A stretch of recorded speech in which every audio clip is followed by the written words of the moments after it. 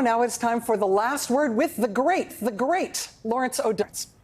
Good evening, Rachel. And that's not going to do it for you right now. You just had the biggest interview of the year so far on MSNBC. So, okay, tell us everything that you discussed during the commercial breaks. I will say I am an awkward person who doesn't get along with people very well writ large. Just as a general thing about me, I'm a hermit. I'm a pineapple who lives under the sea.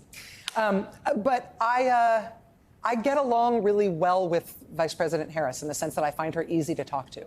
And what that means is that when we're off camera, like when we were in the commercial breaks, the conversation kind of just kept going the way that it was on camera. We were talking about what she was saying about Trump not bringing down prices and the issue about health premiums about to go up and Republicans not having any plans to go along with Trump not having any plans and Democrats needing to be able to articulate that and build up their stars more than they do and that there's so much good talent in the Democratic Party. So it wasn't anything juicier than what you got on the air, but she's really fired up and ready to go. I will say that.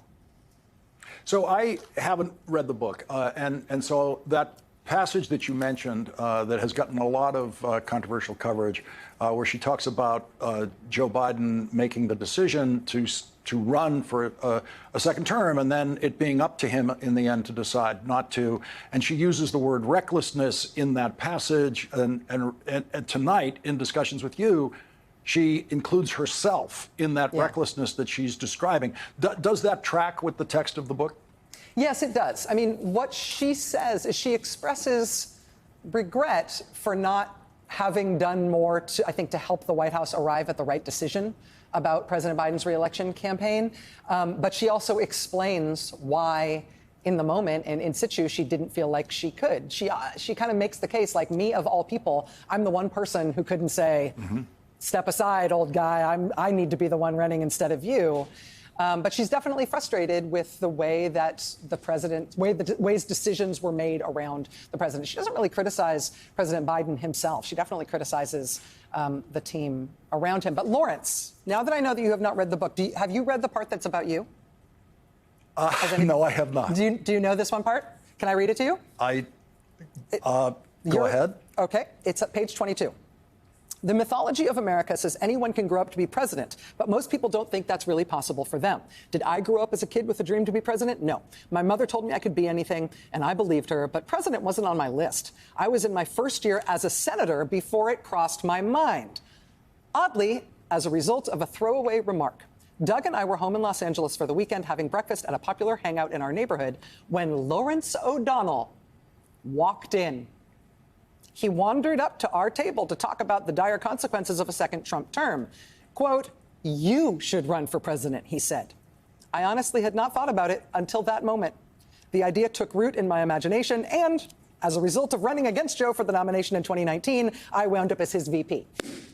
You did it. You were the one who first put the thought in her mind to run for president. So she reminded me of this in the middle of her presidential campaign, her first campaign, when she was running against that Democratic primary field. And she's reminded me of it a couple of times since then. So here's, now that it's public information, it was really early, because she was first elected in 2016, so this would have been in 2017. So Trump just having been sworn in. Yeah, well, so remember, Kamala Harris is elected to the United States Senate on the same night that Donald Trump was elected president. So all Democrats going into that election day who might think about running for president all thought that was 8 years away. Because Hillary Clinton's going to be president for the next 4 years. She's going to run for re-election. No Democrat has a decision to make for another 6-7 years, at least. That's the way it was before they started counting votes on Election Day. So I actually saw her very soon after Election Day on a Saturday morning at that restaurant that she's talking about. And I didn't just barge in to her breakfast. She waved me over, Rachel. I wouldn't, you know me. She didn't make you sound like a creep. She didn't make it sound like, Lawrence O'Donnell slinked over to us. Here's the really cool thing in that room, okay? And this is Los Angeles. For Republicans, the current trajectory raises concern. She has sunglasses on, and she's at the community table because she couldn't get a table for two the way like I could, right? Because they know me. And I really have the feeling, by the way, that in that room, even though she's just been elected senator and everybody in that room voted for her, very few people in that room had any idea who she was, like maybe nobody. And it might have been the sunglasses, but it's also California and their kind of distant relationship to politics, even though they vote for people. And so what I knew was she was going to be under very, very intense pressure very quickly about, are you a candidate for president? And she's in a really weird position. And so what I said to her was, you have to run. And you have to run because the Obama lesson is it's never too early. Yeah. And the Biden lesson is there is a second place. You have to run. And I left it at that and left them to their breakfast. And Joe Biden became vice president by running against Barack Obama for president. That is how people have, the Democrats especially, have been picking their running mates, was someone who ran against them. And so, there is a second place in presidential campaigns, and that is the vice presidency. And so that, I think, was, based on the calendar when that happened, I'm pretty sure that was the very first time anyone had said anything to her about that. That's the way that she describes it, as you being the first person to actually articulate it to her. So, I mean, she was a two-term attorney general at that point. The campaign that she ran to become the elected DA in San Francisco was the most cinematic freaking thing you could possibly imagine. I mean, she'd been through some really interesting California political wars, but the idea of not just joining the Senate, but then you telling her immediately, no, now you're on the national stage, keep going, don't stop rising, turned out to be a formative thing for her. Well, listen, if I didn't say it, other people were going to say it. Vice President Kamala Harris, in a blockbuster television interview, reflected candidly on her political journey and the Democratic Party's challenges, drawing from her new memoir that has sparked widespread discussion. The conversation revealed a pivotal moment in 2017 when a chance breakfast encounter with a prominent journalist in Los Angeles planted the seed for her presidential ambitions. Harris, then a newly elected U.S. Senator from California, was told, "You have to run," citing Barack Obama's early candidacy and Joe Biden's vice presidency as proof that second place in primaries can lead to high office. The Obama lesson is it's never too early. And the Biden lesson is there is a second place, the journalist advised. Harris, who had not previously considered a presidential run, credits this exchange, on page 22 of her book, as the moment the idea took root in my imagination, leading to her 2019 primary bid and eventual selection as Biden's running mate. Harris expressed frustration with the Democratic Party's handling of Biden's reelection campaign, admitting regret for not doing more to influence the White House's decisions. She described the political operation around Biden as a dog and pony show, with briefings that made no sense. While careful not to directly criticize Biden, she pointed to his team's failures, particularly their recklessness in navigating his second-term candidacy. Harris included herself in this critique, acknowledging she felt constrained as vice president from urging Biden to step aside, given her position.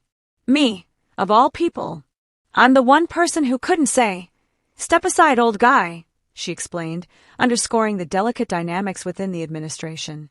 The interview also addressed broader systemic issues, with Harris delivering a scathing assessment of institutional failures under President Donald Trump's second term. She argued that Trump's actions, such as targeting political enemies and escalating media crackdowns, were predictable, as she had warned during her campaign. However, the real shock, she emphasized, is the capitulation of American institutions. What has failed, and what has been a surprise, are the institutions in our country that we expected more from, she said, calling for stronger elites and organizations to resist. Harris highlighted the susceptibility of entities like Disney, law firms, and universities to political pressure, urging public pushback to bolster their resolve. "We need our institutions and our elites to be not capitulating," she asserted, framing it as a national project to safeguard democracy. On policy, Harris criticized Trump's lack of a plan to address rising health insurance premiums and economic challenges, noting Republicans' failure to offer solutions. She urged Democrats to better articulate their vision and elevate emerging leaders, praising the party's untapped talent pool. When pressed on a potential 2028 presidential run, Harris gave a noncommittal response, her body language suggesting openness but no firm decision. "That's the answer you give when you might and you might not," the interviewer observed, predicting headlines. Harris's ongoing 15-city book tour, she said, is about listening to Americans to gauge her next steps. The memoir recounts her rise from San Francisco district attorney to California attorney general, battles that honed her political acumen before her Senate victory on the same 2016 night Trump won the presidency. Initially, Democrats assumed a Clinton presidency would delay their ambitions, but Trump's upset reshaped the timeline.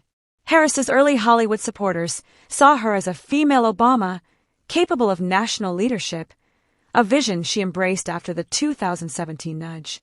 Her critique of institutional weakness, from media to academia, frames a call to action. Public pressure must fortify these pillars against authoritarian tactics. As Trump's administration faces scrutiny over moves like the Jimmy Kimmel suspension, Harris's voice amplifies a warning. Democracy hinges on resilient institutions and engaged citizens.